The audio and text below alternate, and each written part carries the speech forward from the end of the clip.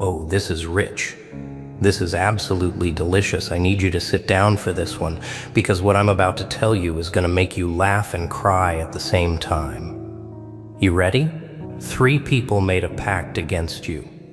Yeah, 3 whole human beings sat down, probably in someone's living room, probably over coffee or something stronger, and decided that you needed to be destroyed. They looked at each other with those serious faces, nodded in agreement, and said, yes, this one needs to go down. This one is too much. This one needs to be stopped. And you want to know the funniest part? 2 of them already broke. Already. The pact isn't even cold yet, and it's already falling apart like wet paper. They couldn't even hold it together long enough to see it through. These are the masterminds that were supposed to end you. These are the strategic geniuses who thought they could outsmart your destiny. And they're already crumbling. I'm sorry. I need a moment. This is too good. You've been walking around feeling like something was off, haven't you? Feeling like there were walls where there shouldn't be walls. Feeling like opportunities were evaporating before you could touch them. Feeling like people were acting strange, saying one thing, but their eyes were saying something else entirely. You thought you were paranoid.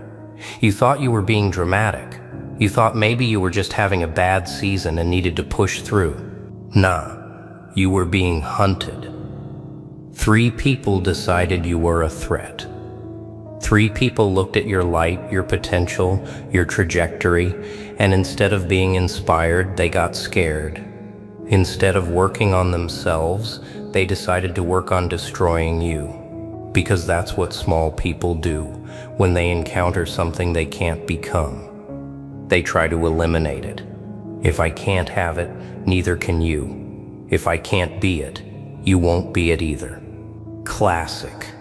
But here's where the comedy really begins. They thought they were being so clever. They thought they had it all figured out.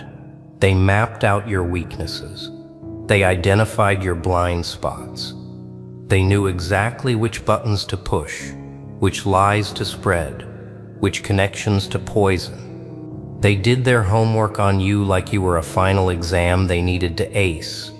And for a while, it probably felt like they were winning. Things weren't going your way. People were pulling back. Doors were closing. You felt it. You felt the resistance, but you couldn't name it. And the whole time, these 3 were watching, smiling, thinking their little plan was working. But they forgot one tiny detail. They forgot who they were dealing with. They forgot that you're not regular. They forgot that you survived things that would have buried entire bloodlines. They forgot that every time life knocked you down, you got back up with more information, more strength, more clarity. They thought your softness was weakness. They thought your kindness was stupidity. They thought your silence meant you didn't know what was happening. Wrong. So let me tell you about the first one who broke.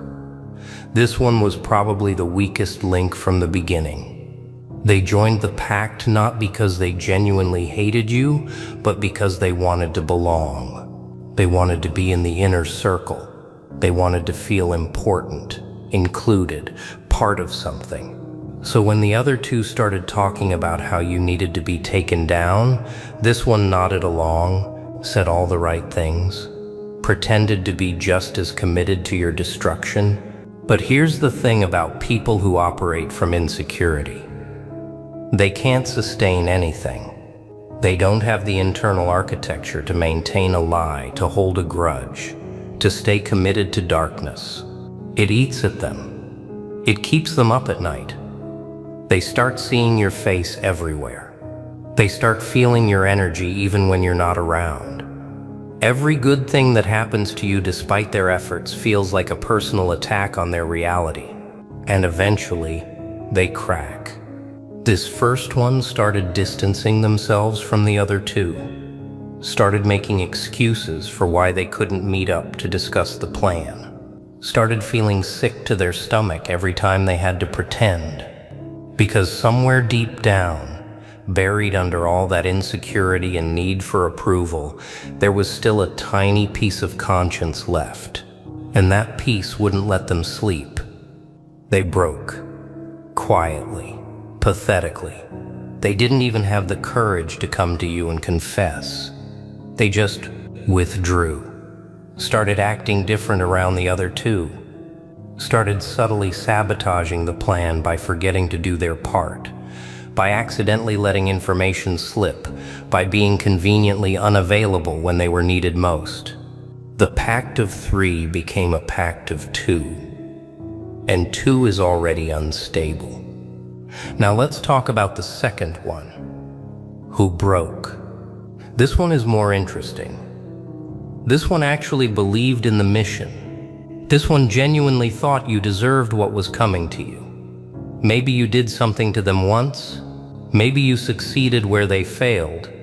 Maybe you simply existed in a way that made them feel inadequate. Whatever the reason, this one had real fire behind their hatred. They weren't just going along with it, they were driving it. But fire burns out, especially when it's not fed by anything real. See, the second one made a critical error. They thought destroying you would make them feel better about themselves. They thought that once you were down, once you were broken, once you were struggling, they would finally feel successful, worthy, complete. They thought your pain would be their gain. It wasn't. Because here's what nobody tells you about revenge, about schemes, about spending your energy trying to bring someone else down. It doesn't fill anything. It doesn't heal anything. It doesn't build anything. You can successfully destroy someone and still feel empty the next morning. You can win every battle against your perceived enemy and still lose the war against yourself. The second one started realizing this. They were putting all this effort into your destruction, neglecting their own life, their own growth, their own opportunities, and you were still standing. Maybe a little shaken, maybe a little confused, but still standing, still breathing, still moving forward, still being you. And they started asking themselves the question that always breaks people like this. What's the point? What's the point of all this energy spent on someone who isn't thinking about me at all? What's the point of this obsession when I could be building something of my own? What's the point of this hatred when they don't even know I exist in this capacity? The second one broke differently than the first.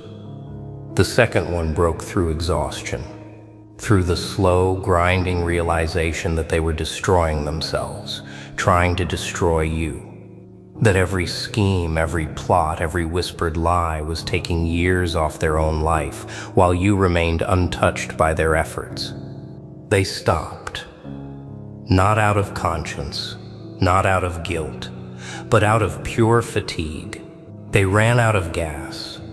They ran out of motivation. They ran out of the delusion that this was worth their time. And now there's one person left holding this sad little pact together.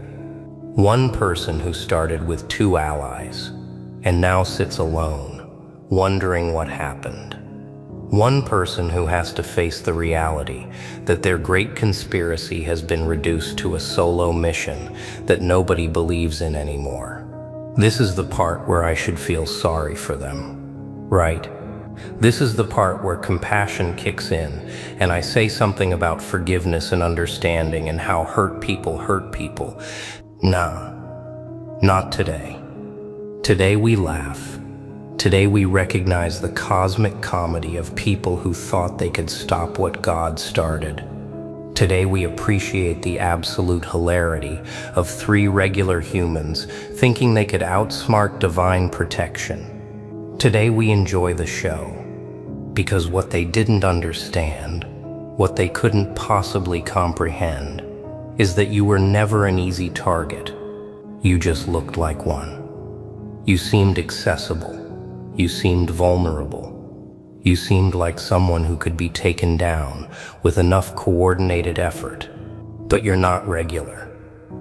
You never were. You're the type who gets stronger under pressure. You're the type who learns from every attack and adapts. You're the type who can take a hit and keep walking like nothing happened. You're the type who survives things that don't have survival rates. They saw what they wanted to see. They saw someone they could defeat. They didn't see the years of preparation, the invisible armor, the ancestral protection, the divine backing. They tried to fight someone who had already won. They just didn't know it yet. And now look at them.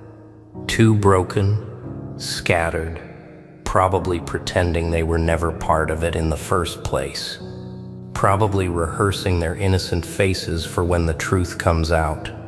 Probably distancing themselves from the third one, leaving them holding the bag, taking the fall for a plan they all created together. That third one, by the way, they're still trying. Bless their heart. They're still out there thinking they can salvage this.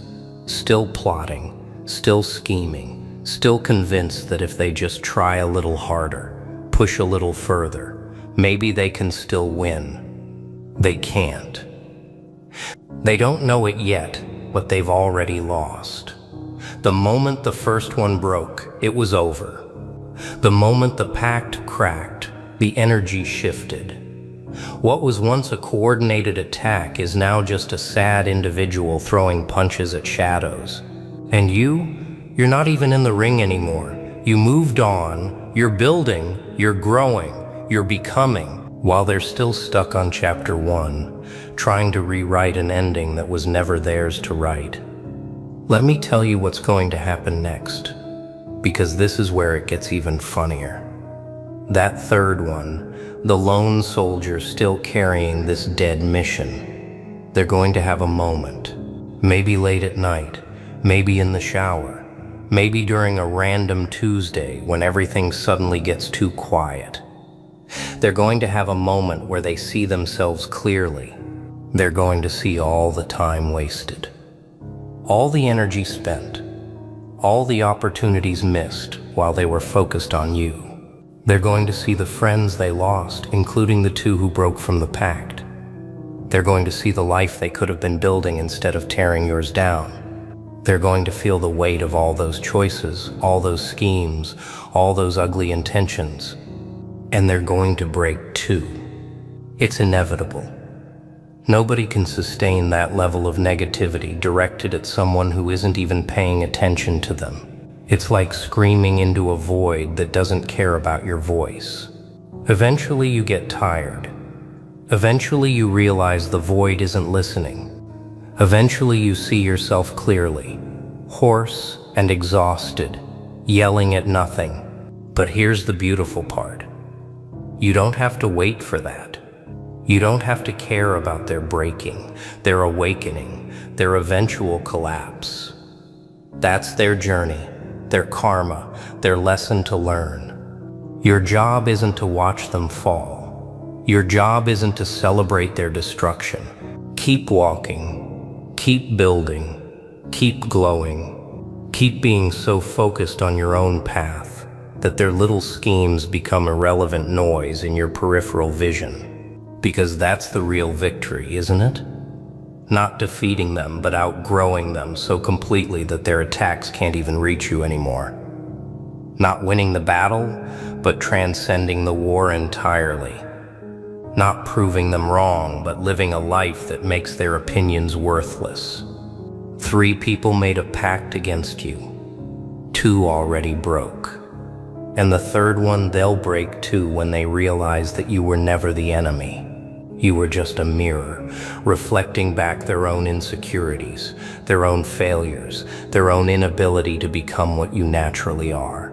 And mirrors don't fight back. Mirrors don't defend themselves.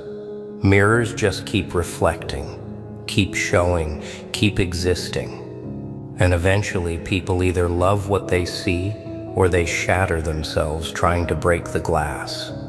You're the mirror that won't crack. So laugh. Go ahead. You've earned it. Laugh at the absurdity of three people thinking they could dim a light that was lit by something bigger than all of them combined. Laugh at the comedy of watching a pact dissolve before it could accomplish anything. Laugh at the divine humor of enemies defeating themselves while you just existed. This isn't arrogance. This is recognition. This is finally understanding that the attacks against you were never about you at all. They were about their own fear, their own smallness, their own desperate need to feel powerful by making someone else feel weak. And you survived it. Not by fighting, not by scheming back, not by becoming what they wanted you to become. You survived it by being so committed to your own path that their distractions couldn't derail you. You survived it by trusting something bigger than their plans. You survived it by being too stubborn, too focused, too protected to fall for their traps. 3 made a pact. 2 already broke. 1 is still trying. And you? You're still standing, still rising, still becoming everything they were afraid you'd become. That's not luck. That's destiny. Refusing to be interrupted by amateurs. Now stop worrying about them. Stop wondering what they're planning next. Stop giving them mental real estate they can't afford. The pact is broken. The conspiracy failed. The only thing left is their regret and your continued ascension. Focus on that. Focus on rising so high that when you finally look down, you can't even see them anymore. Focus on building something so magnificent that their little plots become funny stories you tell at dinner parties. Focus on becoming so powerful that the next time someone thinks about making a pact against you, the other 2 immediately say, "Are you crazy?" Not that one. Never that one. That's where you're headed. That's what's coming. That's who you're becoming. And it's hilarious. Absolutely, cosmically, divinely hilarious.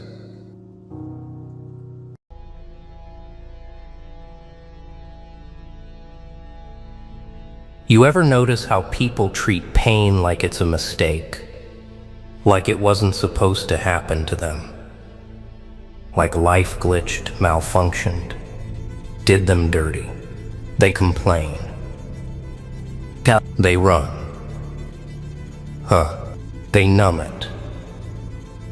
To all the lights that they are going to. They distract themselves with noise, with people who don't care, with promises that don't last. But not you. You didn't run. You sat with it. You stared it down. How? And that's why you're still standing. Maybe scarred. Maybe quieter, but still here. And that's the part they don't understand. Pain didn't erase you. It rewrote you. See, once someone learns how to breathe while everything inside them is burning, they stop fearing the heat. Once you survive nights that almost swallowed you whole, daylight doesn't scare you anymore. That's when you become dangerous. Because pain doesn't break real ones. It introduces them to who they really are. You remember those nights, don't you? The ones where sleep wouldn't come, where your chest felt tight, like it was carrying something too heavy to name, where you replayed every word, every betrayal, every silence that hurt louder than shouting ever could. Those nights weren't wasted. Those nights weren't wasted. They were shaping you. While everyone else was comfortable, you were learning how to endure. While they were laughing, you were learning restraint. While they were leaning on others, you were becoming your own foundation. That's why you move different. Now, you don't beg.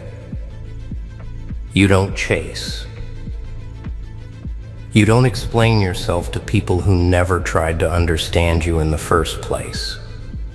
Pain trained you to stop talking and start watching.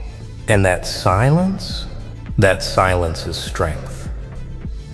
Most people think healing is about pretending it didn't hurt, smiling for the world, posting like everything's fine. But you learn something deeper. You learn that real healing doesn't make you louder.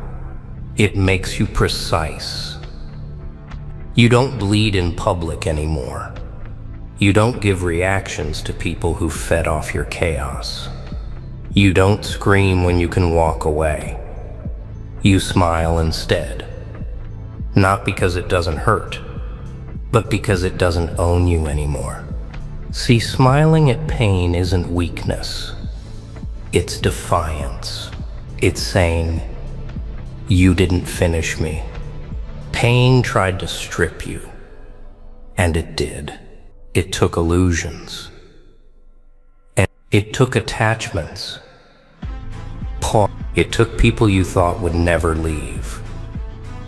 Oh, but it left something behind. Clarity. You stopped confusing loyalty with self-destruction.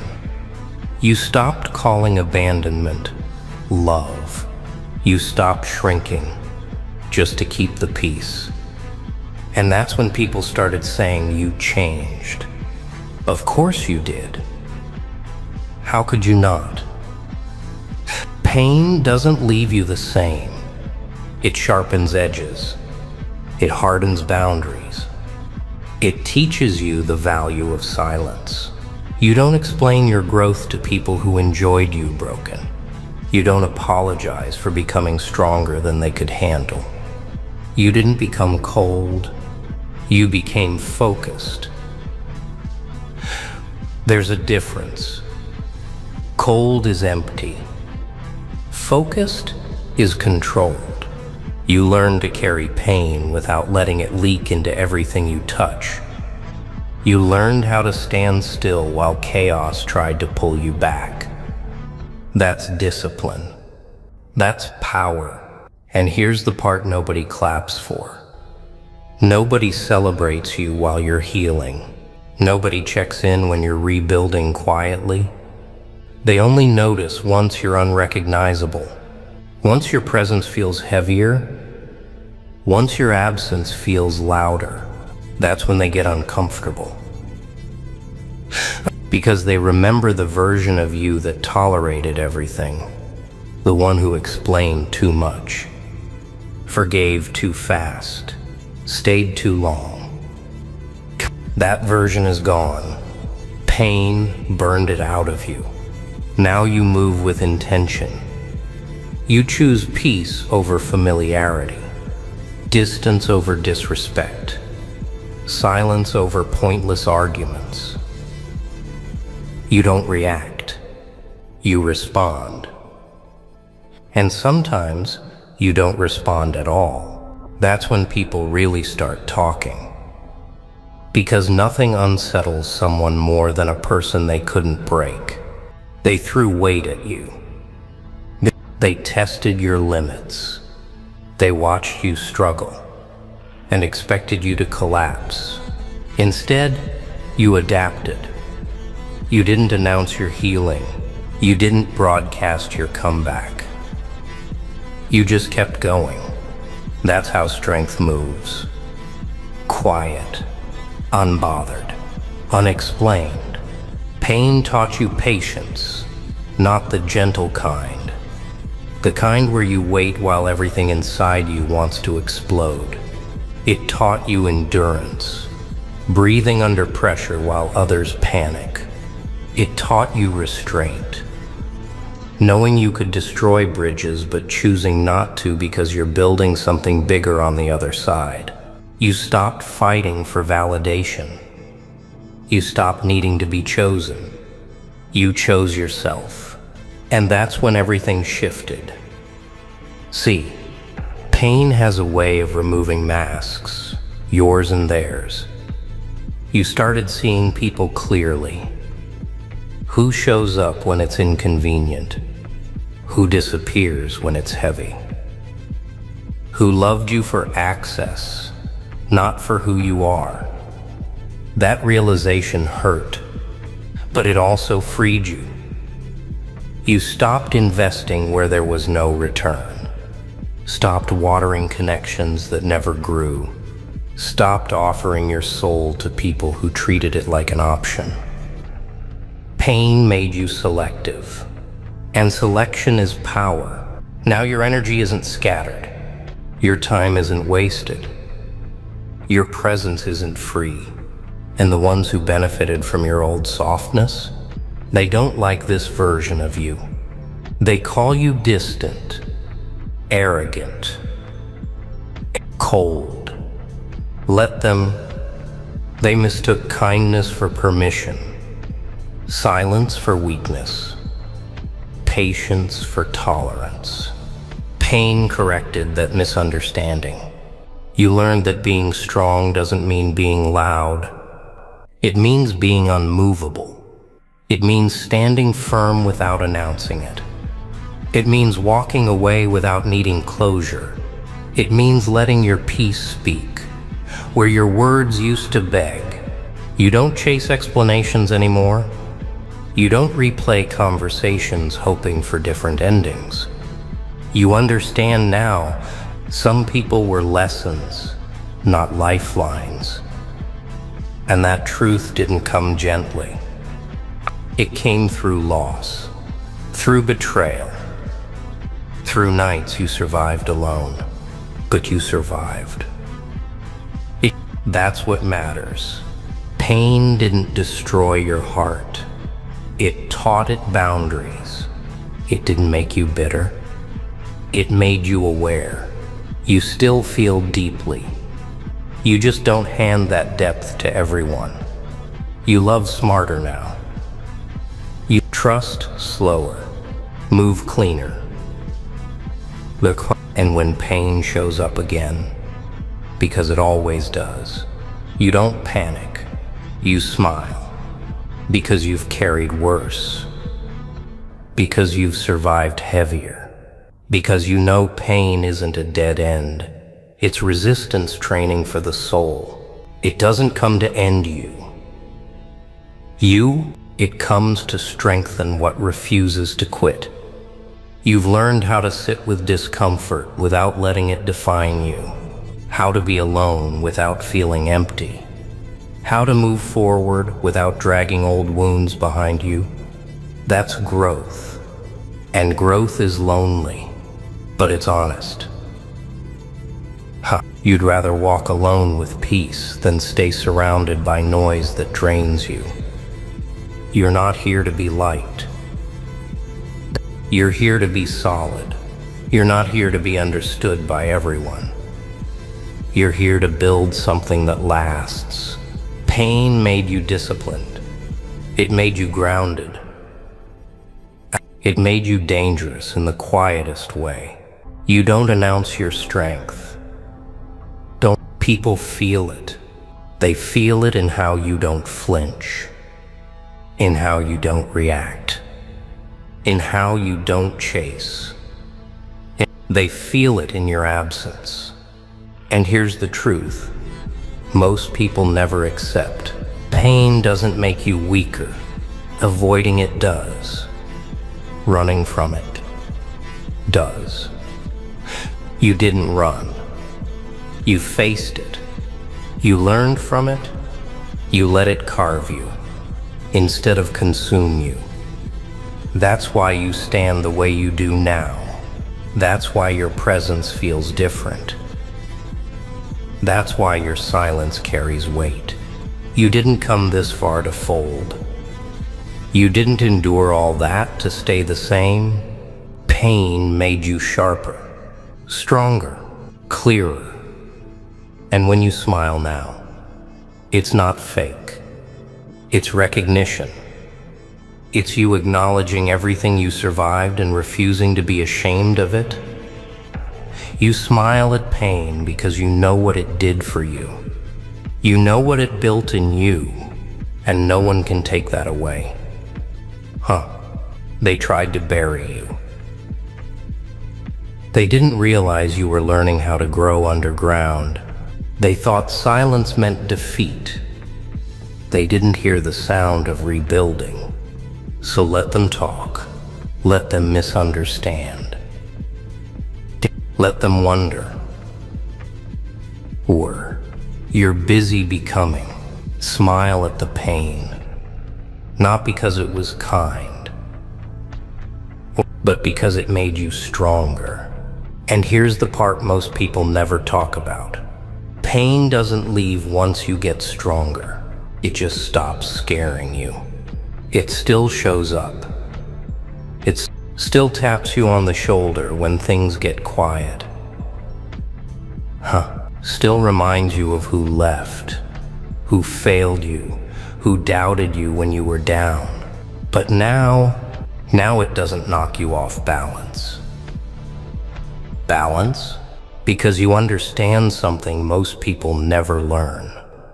Pain isn't an enemy. It's a test of posture. It watches how you stand when no one's watching, how you move when there's no applause, how you carry yourself when the weight gets heavy again. And you've learned how to carry weight. You don't collapse under it anymore. You don't complain. You don't beg the universe for answers. You adjust your grip. That's strength. There was a time when pain made you question your worth, made you replay every mistake like it defined you, made you wonder why you weren't enough for people you gave everything to. But somewhere along the way, something shifted. You stopped asking, why me? And started asking, what now? That question changed everything. Instead of drowning in it, you studied it. Instead of fighting it, you learned from it. Instead of letting it turn you bitter, you let it make you precise. You realized pain doesn't demand revenge. It demands evolution. Demands evolution. And evolution is quiet. It doesn't announce itself. It doesn't explain itself. It just happens. Slowly, relentlessly, privately. That's what you've been doing while everyone else stayed stuck. You didn't heal loudly. Well, you healed correctly. You cut access. You raised standards. You stopped pouring into people who never poured back. And that wasn't easy. Because letting go hurts almost as much as being hurt. But you chose pain with purpose over comfort that was killing you. That's courage. You learned that peace isn't free. It costs people. It costs habits. It costs the old version of you that tolerated everything just to feel needed. And you paid that price? Not dramatically. Not publicly. Quietly. You didn't announce departures. You didn't explain your boundaries.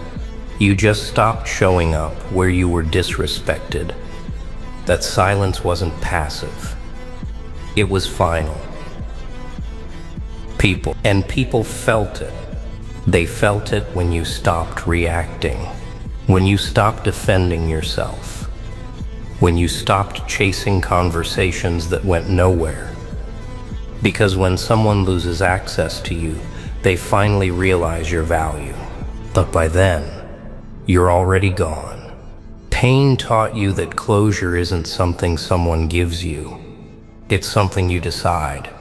You stopped waiting for apologies that were never coming. Stopped expecting accountability from people allergic to responsibility. You accepted the truth. Some people don't change. They just reveal. And once you saw clearly, you couldn't unsee it. That clarity hurt. hurt, but it also freed you. You stopped romanticizing struggle. Stopped confusing chaos with passion. Stopped calling inconsistency love. You started choosing stability, consistency, peace. And that scared people who only knew how to connect through drama. They missed the version of you that over-explained, the one who gave second chances without conditions, the one who stayed even when it hurt. They don't miss you. They miss access. And you're done giving that away. Pain taught you that boundaries aren't walls. They're filters. They don't keep people out. They keep the wrong ones from draining you.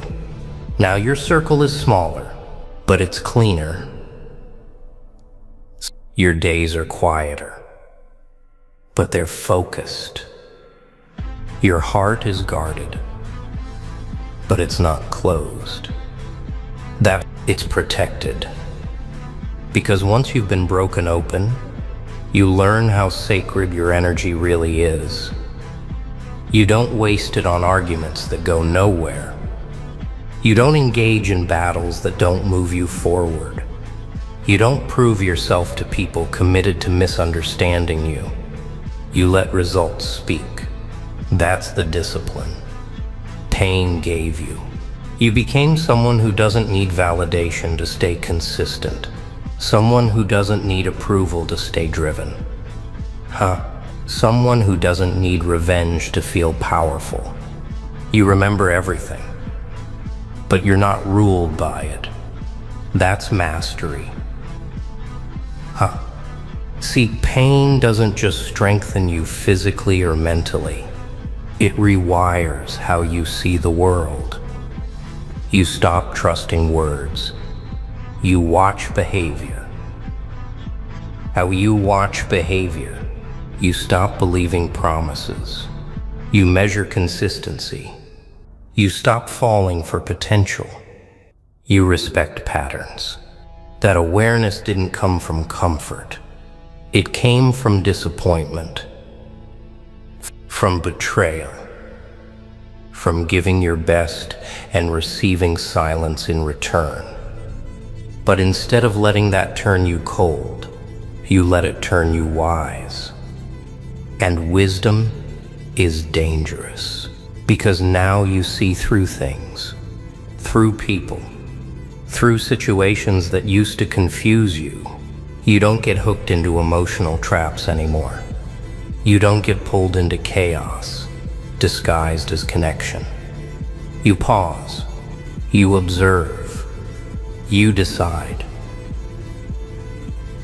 Pain slowed you down just enough to make you intentional, and intention changes everything. You don't rush relationships. You don't rush decisions. You don't rush reactions. You understand that anything built fast usually collapses under pressure. And you've felt enough collapse. So now you build slow, strong, quiet. You don't announce progress. You let time reveal it. And when pain tries to test you again, because it will, you don't panic. You recognize the feeling. You've been here before. You know that discomfort doesn't mean you're doing something wrong. Sometimes it means you're growing. Sometimes it means you're shedding skin that no longer fits. Sometimes it means you're stepping into a version of yourself that requires more discipline than comfort ever did. So you smile. So you smile. Not because it's easy, but because you know what comes after. You know pain doesn't last forever, but strength does. You know every season of pressure leaves you sharper than before. And that confidence, that quiet confidence, it can't be faked. It comes from surviving things no one clapped for, from staying disciplined when motivation disappeared, from choosing growth when bitterness felt easier. You didn't become heartless. You became intentional with your heart. You didn't lose your softness. You stopped giving it to people who weaponized it against you. And that distinction matters. Because you still care. You still feel. You just don't bleed for free anymore. Pain taught you that love without respect is self-betrayal. That loyalty without reciprocity is self-destruction. So you adjusted. Now you stand differently. You don't lean on people who aren't stable. You don't seek shelter in places that already burned you. You learned how to be your own anchor. And that's rare. Most people need noise to feel alive. They need validation. They need attention. You learned how to exist without all of that. You learned how to sit alone without feeling lonely, how to move forward without witnesses, how to grow without permission. That independence didn't come from confidence. It came from pain. And now that you've earned it, you don't give it up easily. You protect your peace like it's sacred. Because it is. You paid for it in nights you barely survived, in conversations that broke you, in realizations that changed you forever. You didn't come this far to relapse into old patterns. You didn't endure all that to stay accessible to chaos. You've outgrown it. What you've outgrown it, and growth makes people uncomfortable. Because when you stop participating in dysfunction, those who live in it feel exposed. They'll say you changed. They'll say you're distant. They'll say you're not the same anymore. They're right. You're stronger, not louder, not colder, stronger. You smile at pain now because you understand it. You understand that every scar carries a lesson. Every loss carries direction. Every breakdown carries a breakthrough. If you don't quit, and you didn't quit, you kept going when no one checked on you. You stayed disciplined when motivation died. You kept your word to yourself when it would have been easier to fold. That's integrity. That's power. And when you smile now, it's not performance. It's acknowledgement. You're acknowledging the battles you survived, the weight you carried, the version of yourself that refused to disappear. Smile at the pain. Because it didn't end you. It refined you. It stripped away what was weak, exposed what was real, and forced you to become someone who doesn't break under pressure, someone who stands calm while others panic, someone who moves in silence while others seek attention, someone who knows that real strength isn't loud. It's steady. And you've become exactly that.